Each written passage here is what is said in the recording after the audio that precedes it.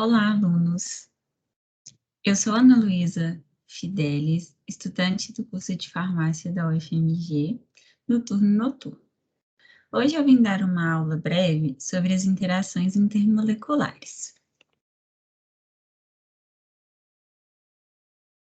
Fazendo uma breve introdução, as interações intermoleculares são forças de atração responsáveis por manter as interações entre as moléculas. Tenho aqui uma imagem que representa moléculas de HCl, ácido clorídrico, unidas por interações intermoleculares. As interações intermoleculares influenciam diretamente em algumas propriedades físicas, como, por exemplo, o ponto de ebulição, o ponto de fusão e solubilidade, dentre outras características. Principalmente em estados físicos que requerem um menor nível energético, como é o exemplo do estado sólido, as forças intermoleculares são fundamentais. Basicamente, podemos classificar as interações intermoleculares em três tipos. As forças de dispersão de London, que são interações com intensidade fraca, as interações de polo-dipolo, que são interações com intensidade média, e as interações do tipo ligação de hidrogênio, que são interações intermoleculares de intensidade alta. As forças de dispersão de London levam esse nome em homenagem ao cientista Fritz London. Ele descobriu um método eficiente para explicar as ligações que ocorrem na molécula de hidrogênio. As forças de dispersão de London, elas ocorrem principalmente nas moléculas apolares. Posteriormente, nós vamos discutir melhor isso. As forças de dispersão de London é o tipo de interação mais fraco, em comparação com os outros tipos. Também é conhecida por dipolo instantâneo e dipolo induzido, ou interações de Van der Waals.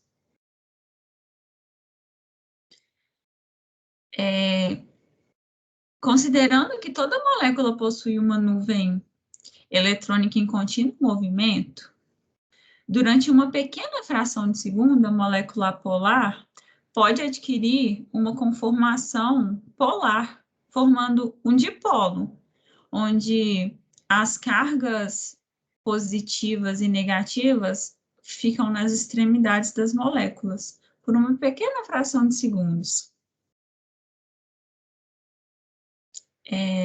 Esse dipolo que foi criado por uma pequena fração de segundos vai atrair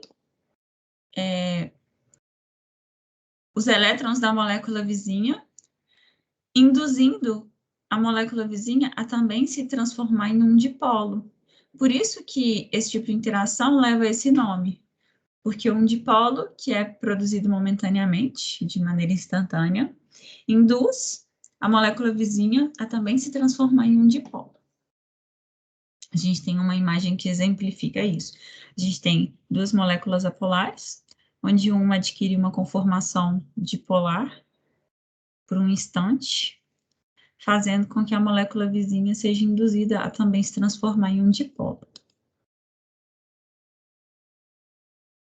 Na realidade, as interações intermoleculares do tipo forças de dispersão de London ocorrem em todas as moléculas, sejam elas apolares ou polares. Isso porque a gente tem essa imagem de um átomo, que nos faz lembrar que as cargas estão em constante movimento. A diferença é que nas moléculas polares, as forças de dispersão de London não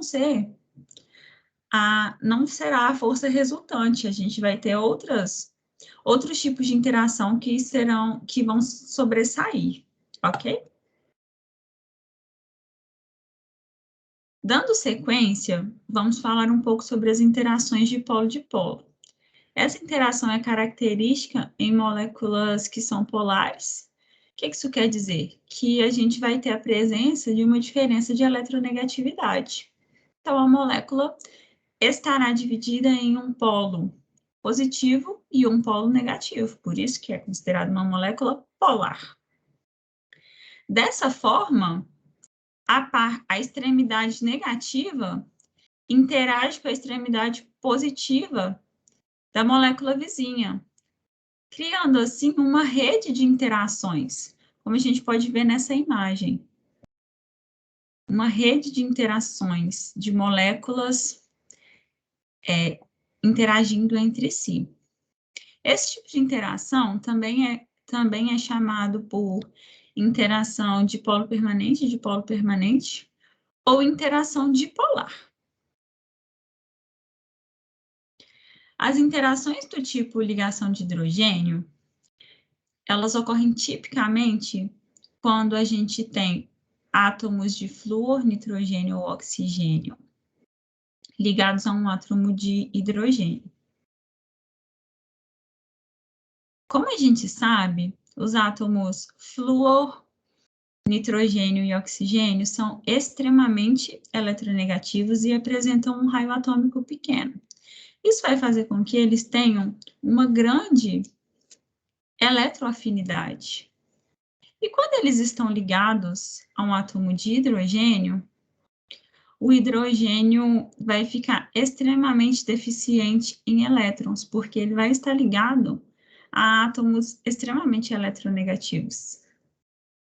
Então, vai ser criado um polo positivo muito intenso. Estando o hidrogênio deficiente em elétrons, a gente cria uma área eletrodeficiente, o hidrogênio irá interagir com o par de elétrons não ligantes da molécula vizinha, fazendo com que haja uma interação forte entre o hidrogênio e essa molécula vizinha. Isso porque, para obedecer à regra do octeto, o hidrogênio tende a interagir para diminuir o seu nível energético. Então, criam-se interações intensas e, por isso, é difícil conseguir separar. Bom, trazendo para a nossa realidade, em outras palavras, eu trouxe um exemplo prático que acontece no nosso dia a dia. Eu tenho aqui duas moléculas, a sacarose, que é o nosso açúcar, que todo mundo tem em casa, e a água. A sacarose apresenta essa fórmula molecular, C12H22O11. Possui um ponto de fusão de 186 graus centígrados. Já a água é uma molécula pequena, se comparado com a sacarose. Só possuem 2 átomos de hidrogênio e 1 de oxigênio, e possui o ponto de ebulição de 100 graus centígrados. O que eu quero dizer com isso? Na sacarose, o tipo de interação intermolecular que a gente vai observar vai ser interações do tipo de polo-dipolo. E na água, a gente vai ter, classicamente, uma interação do tipo ligação de hidrogênio. Quando a gente faz uma calda de açúcar em casa, por mais que a sacarose tenha um ponto de fusão bem maior do que o da água, o ponto de fusão da água é a partir de 0 graus, como a gente sabe. Mas se a gente tiver um exemplo em casa, onde a gente coloca açúcar na panela e acende o fogo, e água, a gente vai perceber que o açúcar se funde muito mais rápido, numa velocidade muito maior do que a água entra em ebulição. Mesmo que o ponto de ebulição da água seja uma temperatura menor, consideravelmente menor.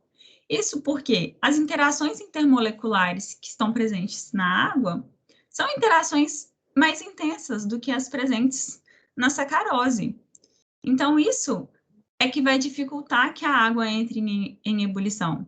É necessário fornecer muito mais energia para romper, para diminuir as interações intermoleculares da água em relação à sacarose.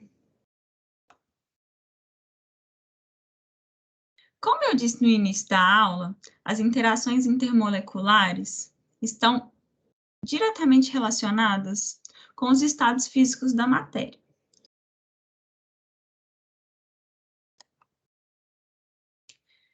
É sabido que, quando a gente tem uma mudança de estado físico, é porque houve um aumento ou uma diminuição da intensidade das interações intermoleculares.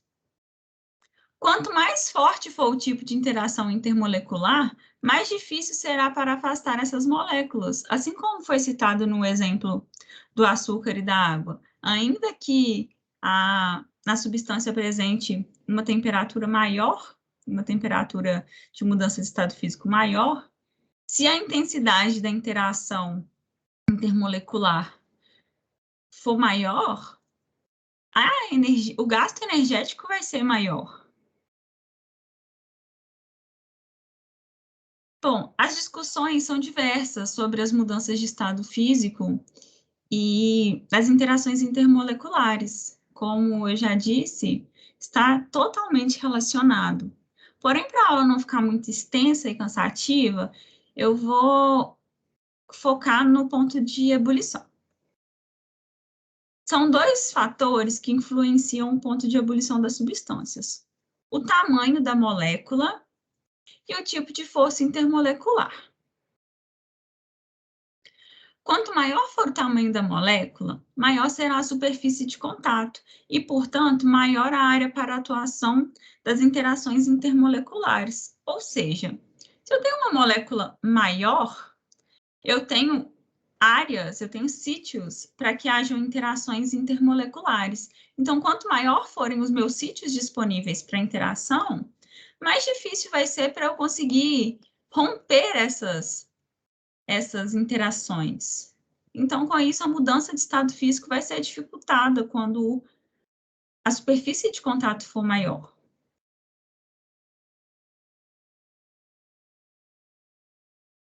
E, de maneira análoga, quanto mais forte for a interação intermolecular, maior vai ser o gasto energético para conseguir fazer com que aquela substância mude de estado físico, porque as suas moléculas estão interagindo de maneira intensa.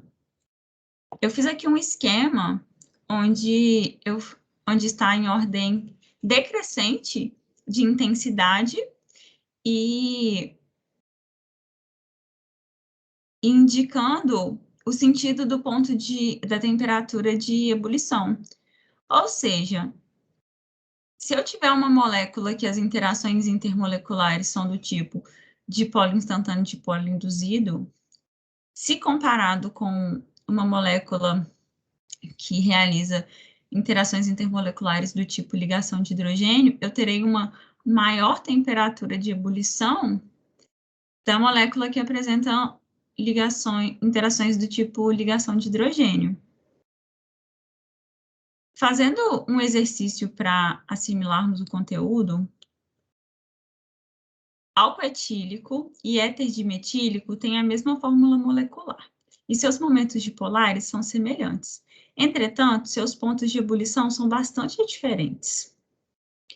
Com base nas interações intermoleculares existentes, explique as diferenças entre os pontos de fusão e de ebulição dessas substâncias. Bom, aqui o exercício fala sobre o ponto de fusão, mas como foi combinado, eu vou focar só no ponto de ebulição, para não ficar uma aula muito extensa. Se a gente parar para analisar, as fórmulas moleculares, tanto do álcool etílico quanto do éter dimetílico, são iguais. E ambas apresentarão uma estrutura linear. Então, nesse caso, a força resultante não vai ser superfície de contato, e sim as interações intermoleculares. Vejamos, no éter dimetílico, a gente tem um átomo de oxigênio fazendo com que haja um momento dipolar. Porém, no álcool etílico, a gente percebe um átomo de hidrogênio ligado a um átomo de oxigênio, fazendo com que seja característico de interações intermoleculares do tipo ligação de hidrogênio. E é isso que justifica essa diferença no ponto de ebulição, como foi discutido. Essa ligação entre hidrogênio e oxigênio vai deixar o hidrogênio um polo positivo intenso, porque vai ficar deficiente em elétrons, e vai interagir com os pares de elétrons não ligantes do oxigênio da molécula vizinha, criando uma rede intensa de interações. Essa é a justificativa. Por hoje é isso. Aqui nesse slide eu apresento as referências que foram utilizadas para a criação do conteúdo da aula. Eu agradeço pela atenção.